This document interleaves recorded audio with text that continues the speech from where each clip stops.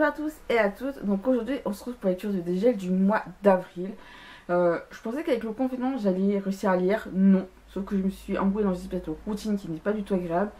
Mais là avec les beaux jours qui reviennent, le travail et tout qui vont reprendre après cette histoire de confinement, je pense que ça sera beaucoup plus simple. En tout cas, en mars j'ai rien acquis, en avril si. Parce que pour Pâques je suis chez mes parents. J'aurais bien le confinement chez mes parents, mais pour revenir, on avait surtout peur qu'il y ait des soucis. Vis-à-vis de faire des contrôles, et en effet, je peux comprendre par exemple mes parents ou quoi qu'ils avaient peur que je me fasse tout bonnement contrôler par les flics pour x, y raison. Voilà, hein, même si tout était en règle et tout, ils avaient juste peur qu'en effet je puisse me faire contrôler, qu'il y ait un souci, etc. Chose que je peux, avec les recommandations d'expérience, que je peux tout à fait comprendre. Là, à l'heure actuelle, on prie tous très fort actuellement, que ce soit mes proches ou moi, qu'on ne se retrouve pas avec un nouveau confinement d'ici là, avec tout ce qui est crèche et école qui ferme, parce que moi je serai dans ce secteur-là. Mais comme j'ai dit, si c'est le cas, prochain confinement, je vais donc profiter chez mes parents. Mais justement, bref, à Pâques, je suis donc chez mes parents.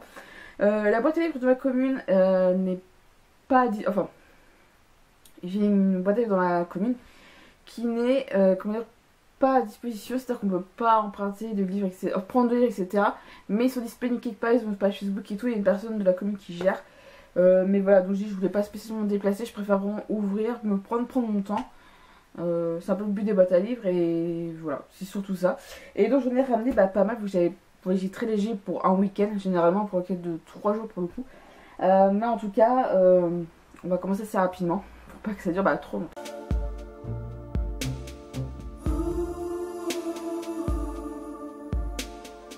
Alors en acquisition le titre au début, conseillé dans les boîtes à livres, on voit souvent que le dollar.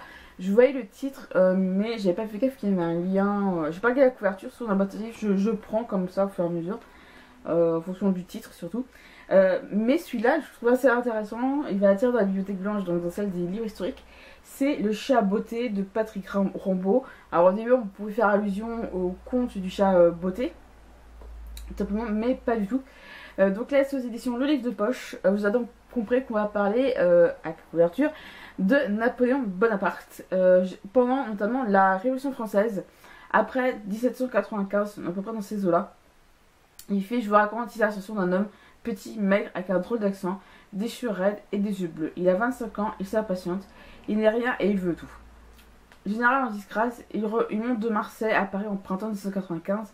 Après la chute de Robespierre, le pays est en plein chaos. À force d'intrigues, de coups de gueule ou de caresses, notre général va réussir et en une saison, il écrase une émeute royaliste, épouse la vicomtesse de Beauharnais et se retrouve à la tête de l'armée d'Italie sur la route de Nice où il part rejoindre ses troupes pour lancer les lanceurs lombards dans une guerre de pillage. Il francise son nom italien, facile à écorcher, désormais il va s'appeler Bonaparte. Voilà, on connaît beaucoup Napoléon pour l'après-révolution, on connaît le Napoléon empereur, celui-là qui a vraiment fait en sorte que l'empire français soit le plus grand qu'il soit, notamment sous le premier empire. On connaît sa chute, son exil à Sainte-Hélène. Récemment, il y a eu, je vous tourne cette vidéo, on est le 2 mai, il y a eu récemment, on est en mai 2020, j'espère que vous aurez le temps de regarder le Secret Histoire sur justement Bonaparte, l'exil de Sainte-Hélène, qui était hyper intéressant, où on apprend en effet les derniers jours, semaines de vie de Napoléon justement à Sainte-Hélène, de comment il s'est retrouvé. Il s'est pas retrouvé à Sainte-Hélène comme ça du jour au lendemain en disant toi tu vas aller ici à Sainte-Hélène. Non, il y a vraiment l'avant Sainte-Hélène et Sainte-Hélène tout court, et je trouve ça vraiment intéressant. Et c'est vrai que le Napoléon Révolution française, on connaît encore très peu, et aussi l'enfance de Napoléon en Italie, à Ajaccio, en Corse. En effet, Napoléon, je crois si je dis pas de bêtises, disait que Napoléon s'était né 1 an plus tôt. Il aurait été en effet de nationalité italienne et pas française, vu que quand Napoléon est né, ça faisait peu que la Corse était devenue justement française tout simplement. Donc c'est pour ça qu'il dit qu'il francise son nom italien, parce qu'en effet à cette époque-là, avant qu'ils viennent au monde, la Corse était encore italienne et pas française. Mais en tout cas c'est vraiment un tout petit ouvrage, c'est écrit assez petit du poche en tout cas, mais c'est un livre qui fait même pas 300, enfin un peu plus de 300 pages. Donc je pense que ça peut être très intéressant. Je parle de Napoléon Bonaparte. Et ça va être plus précisément sur une étagère au-dessus, qui est juste là, juste ici, qui est justement dédié à la Révolution. Et ce petit livre va donc caler dedans. Le chagrin et l'oubli de Gabriel Chotel, aux éditions Terre d'Alsace, plus précisément le Verger éditeur. Dans la collection de Terre d'Alsace, je crois que c'est plus dans ce temps-là que ça marche. Donc vous avez compris, je l'ai ramené de la Sarthe, donc il a fait Alsace, Sarthe, Sarthe, Alsace. En gros, ça a l'impression que c'est. C'est un roman qui fait un peu épais, mais il va faire 300 pages aussi. 350 pages facile. De ce que j'ai compris, on est en automne 1945. La guerre se termine et il y a beaucoup de femmes qui attendent sur les quais. Ils attendent les mères, les épouses, avec leurs enfants, en tenant leurs enfants par la main. Elles attendent leur fils, leur mari, le père de leurs enfants, qui reviennent souvent la plupart de la guerre, voire même des camps, surtout du camp de Tambov en Russie. Et donc parmi ces dames-là, il y a Valentine qui attend Alfred, évidemment. Il y a évidemment il y a aussi avec sa belle-mère Madeleine, le fils de Valentine, Friedel, l'enfant d'Alfred et de Valentine. Donc ils s'attendent tout simplement le retour justement de cet Alfred qui ne viendra jamais, enfin qui ne reviendra jamais. Valentine caresse l'espoir qu'il reviendra un jour, elle attend sur les quais tous les jours, sauf qu'il ne reviendra pas. Et évidemment c'est ce qui fait qu'au fur et à mesure, Valentine et sa belle-mère Madeleine vont se battre pour le prix des Friedel, au milieu de tout ça. Et donc un jour elle va rencontrer quelqu'un, si je me souviens bien. Valentine va rencontrer quelqu'un à un bal et Valentine devra choisir entre la fidélité et l'amour. Aura-t-elle seulement le choix? Voilà, tout simplement. Est-ce qu'elle est encore mariée à Alfred et est-ce qu'elle va, pour ce que je comprends, faire une rencontre? Après ce sera un homme dans ce qui est dans le résumé. Mais en tout cas ça va être vraiment intéressant. Justement c'est cette après-guerre de l'attente de ces personnes qui ont été déportées dans des camps. Mais en tout cas je pense qu'il va aller aussi dans la blanche parce qu'il y a l'air d'avoir un fond historique, ça a l'air du contemporain, historique, romance, historique, je sais pas trop. Mais en tout cas je pense que je le mettrai ici. Mais en tout cas j'aime beaucoup j'aime beaucoup la couverture. Je peux comprendre cette couverture qui ne baisse pas forcément tout le monde, mais en tout cas moi ça me plaît beaucoup, l'histoire me tente, on verra bien ce que voudra cet ouvrage. Au royaume des femmes d'Irène Frein, aux éditions Le Livre de Poche, c'est une brique sévère. Voilà, c'est évidemment c'est la manière des livres de poche bien entendu. Il y a, j'ai arrivé une fois 500 pages, et là je vous dis une grosse bêtise. Je dois vous dire une très grosse bêtise, mais il est là. Et non, c'est pas vraiment un livre, je crois que qui se lit aussi facilement. Alors, on a plus de 800 pages. De ce que j'ai compris au début, je pensais en lisant le début du résumé que c'est notamment un roman pareil, un peu historique, etc. En fait, pas du tout. Irène Frein, c'est réellement basé sur une histoire vraie, pour le coup. Le fameux inspiré de faits réels. C'est en effet ce que dit le dernier paragraphe du résumé. Je vais vous lire le résumé parce que c'est un peu compliqué à expliquer comme ça. J'ai compris plus ou moins de quoi ça parle, mais c'est dur d'en parler. Fin 1923, sur la foi d'un récit d'un espion britannique et de vieux textes chinois, un Américain, Joseph Rock, se lance à la recherche d'une montagne plus haute que l'Everest. Il espère dénicher au passage une étrange tribu matriarcale, le royaume des femmes. Entre Chine et Tibet, assure-t-il vraiment les ultimes descendantes des Amazones? Depuis sa Vienne natale, ce jeune séducteur a déjà bien roulé sa bosse. Autodidacte surdoué et fief et filou, il s'est introduit à Harvard grâce à un faux diplôme de botaniste et ambitionne de devenir le journaliste vedette du National Geographic. Avec le même brio, il convoit patron de presse et savant austère de financer sa faux expédition. Après une longue enquête, Irène Frein ressuscite ici le parcours de Joseph Rock. Cet explorateur génial, ce personnage attachant et cocasse qui finit par mettre au jour une culture immémoriale et même une écriture inconnue. Donc voilà, apparemment c'est basé sur des faits réels. Comment ce mec qui avec un culot incroyable va réussir à faire lancer ce genre d'expédition. Ça va être intéressant. Il est assez belle, je vais pas vous mentir, 800 pages, ça fait très mal. Voilà, je pense que c'est plus une lecture été où vraiment faut vraiment avoir du temps à perdre dans ces journées. Mais en tout cas, je pense que ça va être une lecture peut-être qui va être faite sur une semaine cet été. Parce qu'il est juste hyper balèze. Le consentement de Vanessa Springora. Alors là, le bouquin est tout petit aussi. Là, c'est pour le coup plus un témoignage qui fait un peu plus de 200 pages. qui reste quand même assez grand, je trouve, pour ce que c'est. D'où c'est un livre qui a reçu, qui a eu le grand prix des lectrices L document. Alors j'aime pas que ces trucs là sur les couvertures qui s'enlèvent pas, ça m'embête. Parce que là sur le coup ça attire vraiment la couverture et qu'elle me fait marbre au fond. En fait, Vanessa Springora va simplement parler de son histoire, de son témoignage, où elle dit justement qu'elle a été sous emprise d'un écrivain. Donc elle a été suite à l'âge de 14 ans par un célèbre écrivain quinquagénaire. Donc au bout de 30 ans d'emprise, elle se libère de cet homme. Et elle raconte donc son histoire dans ce petit ouvrage. Et je trouve que c'est vraiment intéressant parce que c'est vrai que quand t'es jeune, tu idolâtres tellement quelqu'un, que ce soit un écrivain, une célébrité ou que sais-je, que il suffit que d'un petit truc et ces gens-là qui sont, je mets pas tout le monde dans le panier, mais ces célébrités qui comprennent un peu leur pouvoir, qui sont un petit peu, ils arrivent à s'en foutre, à vraiment à vous manipuler et à vous faire de vous, à vous mettre sous leur emprise. Il y a eu, je crois, quelques épisodes de Demain nous appartient justement sur ça, qui était très intéressant, enfin qui traitait un peu de cette espèce de mécanique. Mais en tout cas, ces gens-là savent comment arriver à leur fin. Je dis pas que c'est le cas de toutes les célébrités, hein, je pense que c'est quelques-uns, voilà, de toute catégorie, écrivains, producteurs et autres. Mais en tout cas, c'est vraiment un petit ouvrage qui est vraiment sympathique aussi.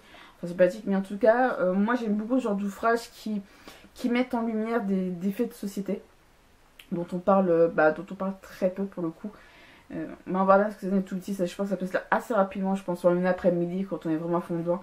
Je sais pas si y a vraiment, enfin ce que ça va vraiment donner, comment elle va tourner ça. Mais en tout cas, je sais pas si elle est...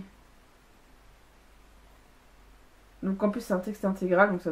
il y a marqué derrière texte intégral, j'ai envie de dire pour le coup, vaut mieux que ce soit un texte intégral parce que je vois pas l'intérêt d'abréger ce genre de récit qui est déjà assez court.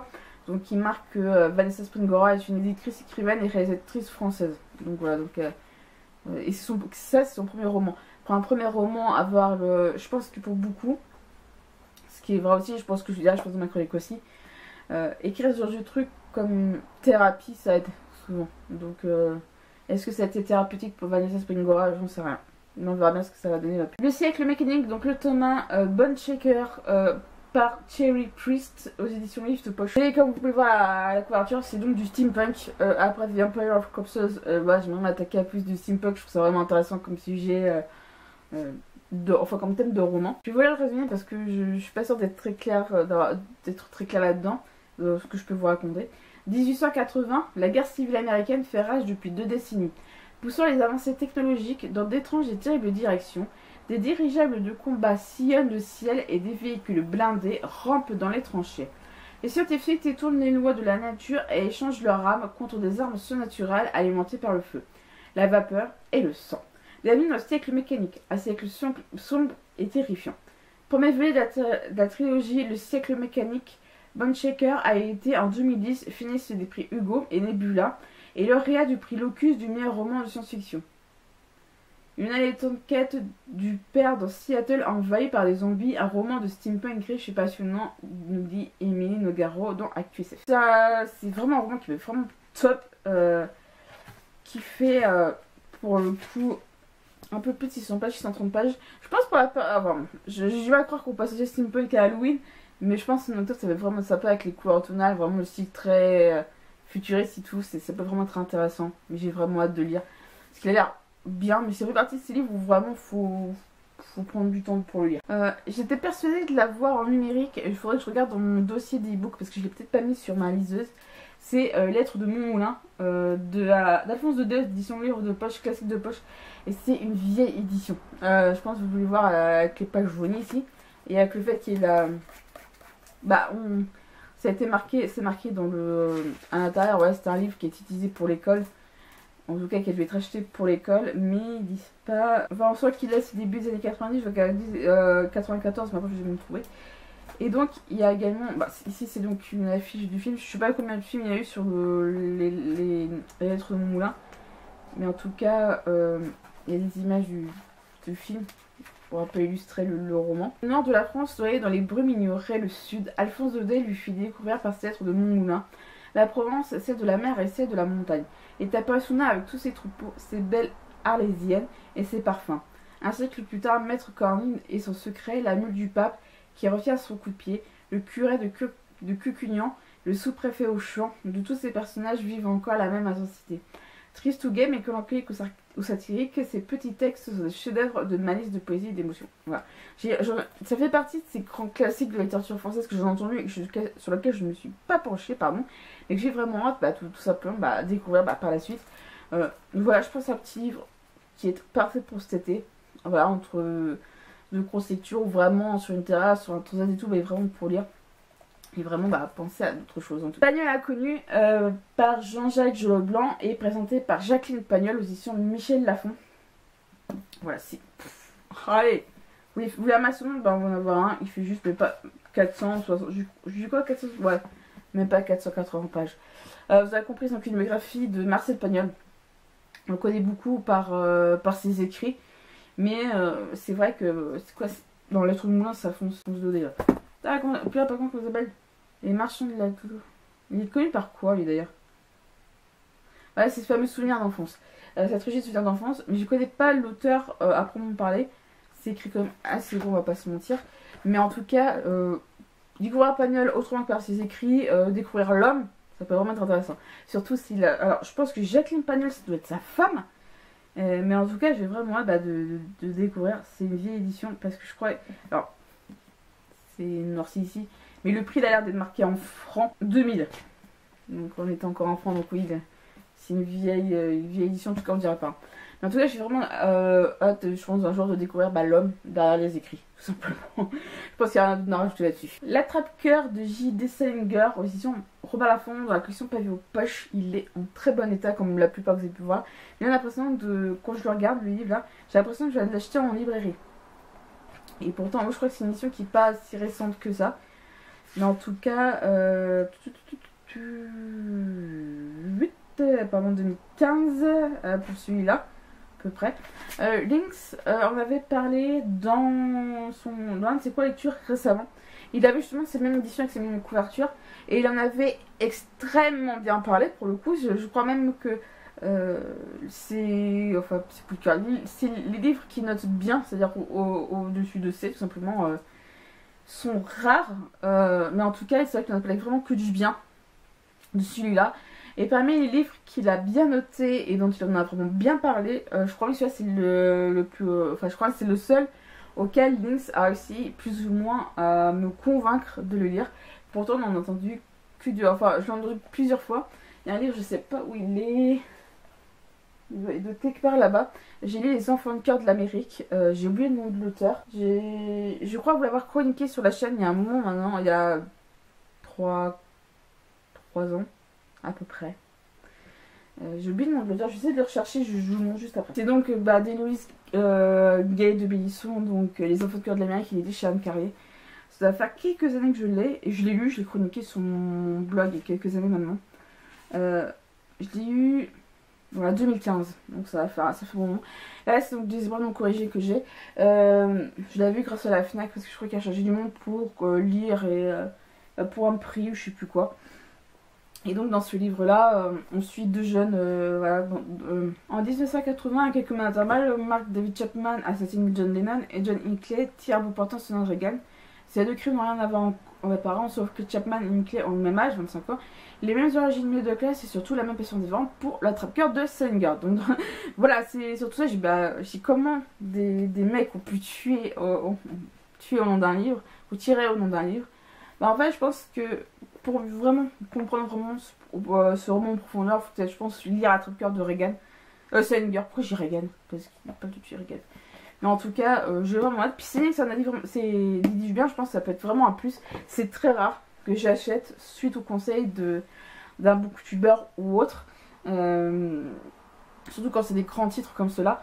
Voilà, il y a beaucoup de livres que j'ai lus. Et que j'étais pas plus c'était que ça de le lire. Mais par exemple, il y a Miss Perkins en particulier. J'ai vraiment voulu le lire parce que le film sortait, mais c'est vrai qu'au début j'étais vraiment tentée quand il a commencé vraiment à prendre de l'ampleur ce booktube, me fait du temps. Cette passion a beaucoup diminué. Enfin, c'est tombé de lire 10 minutes jusqu'à ce que la bonne annonce débarque et le film allait débarquer. C'est le cas aussi avec Cinder, je sais même pas pourquoi j'ai acheté, c'est pourquoi qui a beaucoup tourné à une époque, comme la série, comme la série, comment ça s'appelle le nom? Je sais que Cinder c'est le premier nom, etc. Mais là, Singer, voilà, je pense que ça fait partie de ces classiques américains. Donc vraiment, je pense que c'est vraiment plus qu'intéressant de m'y atteler un petit peu aussi pour le coup, parce qu'en plus, là, il est pas très épais. Bon, c'est écrit assez petit, mais on va bien voir ce que ça vaut. Mais en tout cas, c'est vrai que ça a l'air vraiment intéressant sur la vie, plein de choses comme ça. Le dernier livre que j'ai pris dans cette boîte à livres, c'est Encyclopédie des remèdes de grand-mère pour se soigner au naturel du docteur Henri Puget et Régine Teisso aux éditions Françoise Zir. C'est une piquette qui pèse son poids quand même, qui est sous forme en effet d'encyclopédie, mais un truc assez récent quand même par lettres. Vous avez vraiment la lettre qui est ici en relief. Il n'y a pas toutes les lettres de l'alphabet, mais en tout cas il y a vraiment comme on dit, des petits trucs au naturel. Par exemple, il y en a pour les aigreurs d'estomac, tout simplement. Il y en a une pour l'angine, une pour les ampoules, il y a pour, je vous donne quelques-unes, voilà, les douleurs dentaires, la gorge enflammée, les hématomes, les fameuses gueules de bois, les otites, les poux, par exemple. Voilà, c'est plein de petits trucs comme ça pour les trucs tout simples, voilà, qui peuvent se soigner, on va dire, facilement au naturel. Mais moi je me permets de mettre un petit bémol là-dessus, c'est comment dire, souvent en cas de besoin, n'hésitez pas à aller consulter un médecin ou autre. Certes, c'est pour les poux par exemple, ou les aigreurs d'estomac, c'est tout bénin, là je comprends, mais faut pas hésiter que si au bout d'un moment, au bout d'un moment, s'il faut consulter, si vraiment au début, voilà. Mais rien ne vaut. Certes, ce livre a été écrit par un médecin, mais il ne faut pas hésiter à aller vraiment consulter en cas de besoin. Donc, c'est vrai que le docteur Henri Puget, il est médecin généraliste, mais c'est vrai que des fois, une autre consultation pour vraiment aller en profondeur, je pense que c'est le mieux. Voilà, je pense qu'il est intéressant, voilà, pour 2-3 petits trucs en cas de besoin, pour vraiment, si on pas. Si au bout d'un moment, si vraiment faut consulter, voilà, j'ai envie de le dire. Moi je suis pas contre, voilà, il y a des petits trucs genre les poux, des trucs tout simples, je suis pas contre sur les enfants, c'est pour ça que les poux ça me marque sur le coup. Donc voilà, il y a des trucs au naturel, etc. Mais c'est vrai qu'à mon entraînement ça fait du bien, mais des fois les écarts d'estomac ça devient trop régulier, ça devient hyper gênant, comme je dis, ça peut aider au début, mais si au bout d'un moment vous êtes obligé de consulter, allez consulter, c'est tout simplement. Alors ce livre-là, je l'ai eu grâce à l'application Give G2V, tout simplement. C'est une appli que j'ai découvert grâce à quelqu'un en centre de loisirs cet été, et même en début d'année, en fait, elle me disait, en fait, c'est des gens qui donnent des objets de déco, des trucs comme ça, et il y avait des personnes notamment qui donnent des livres, et celui-là, je pense que moi, je suis déjà passée par cette application-là, j'ai réussi à donner un livre, parce que je savais que je n'arriverais pas à le vendre. Et donc là, la personne a donné Éclair d'été de Tamara McKinley aux éditions Retrouvées. Donc j'ai juste la couverture qui me tentait, il n'y a pas plus d'infos sur le résumé. C'est écrit assez gros d'ailleurs, donc je pense que ça se tirage de base cet été vu le titre. On est en Australie en 1969. Myriam s'apprête à fêter ses 75 ans lorsqu'elle découvre qu'elle aura dû hériter d'une mine de pierres précieuses que son père exploitait. Mais ce dernier a mystérieusement disparu et c'est à présent à son ancien associé qu'en est propriétaire. Myriam décide alors de livrer un ultime combat pour établir l'honneur de son père et reprendre la possession de son bien pour le transmettre au sien. Cette quête de vérité et de justice sera l'occasion pour Myriam de replonger dans le passé douloureux de sa famille qui en 1893 avait fui l'Irlande pour l'Australie et ce nouveau monde sauvage était rempli d'espoir pour nombre de pionniers venus chercher fortune. Donc voilà, le résumé je trouve c'est intéressant. J'ai jamais lu de roman, en tout cas de roman familial. Donc je pense que ça peut vraiment beaucoup me plaire. Et peut-être pour une petite lecture estivale ou même printanière avec les jours qui arrivent vers juin, un truc comme ça peut être plus que tout.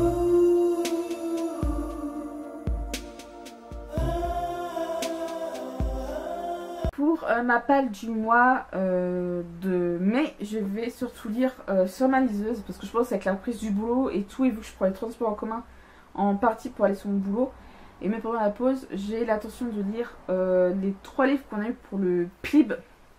Enfin, 3 des 5 livres qu'on a eu pour le PLIB. Donc, je suis actuellement en train de lire Hawkeye, pour info. J'ai plus le nom des deux autres. Sans... La ville sans vent, je crois, un truc comme ça, le dernier j'ai oublié. Qu'on a en format numérique, qu'on peut avoir en format numérique. Je serai obligée, je pense, d'acheter les deux autres en format papier parce que les maisons d'édition ne veulent pas forcément nous les offrir en numérique. Je les comprends totalement, c'est pas moi qui vais les juger. Mais en tout cas, je pense que ces 3 livres-là pour commencer pendant le mois de mai, pour vraiment reprendre, je pense, un certain rythme, ça peut vraiment être intéressant. Et on verra bien ce que ça va donner. Voilà, donc actuellement, je suis en train de lire Rocaille de Pauline Cidre, qui est très intéressant. Je vous ai déjà parlé le mois dernier. Mais en tout cas, j'ai vraiment hâte de reparler dans le prochaine vidéo. Je vais pas plus développer que ça. Et en fonction de comment avance mes lectures, j'avancerai dans d'autres que vous découvrirez, je pense, au fur et à mesure.